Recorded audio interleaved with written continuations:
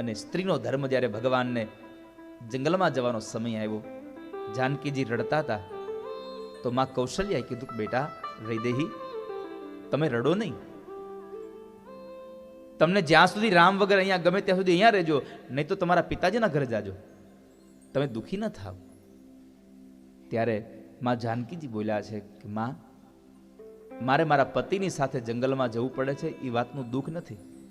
માણસથી પોતાનો પડછાયો જુદો થાય તો હું રામથી જુદી થઈ શકું, મારે જવું છે સાથે, એનું દુઃખ નથી. પણ દુઃખ એ વાતનું છે કે મર્યાદા પુરુષોત્તમ રામ અહીંયા ઊભા છે અને એની હાજરીમાં મારે મારી સાસુ હારે બે વાત કરવી પડે છે ને, એટલે મને દુઃખ લાગે છે. આટલી મર્યાદાઓ હતી પહેલા. અને એમાંથી ઘણા બધા એવો બહેનો હશે કે જેમણે સસરાના, લેસ્ટરના સાસુ સસરાની વાત નથી, ઘરની વાત છે. તમારે અહીંયા તો બધી સાસુ બરાબર છે.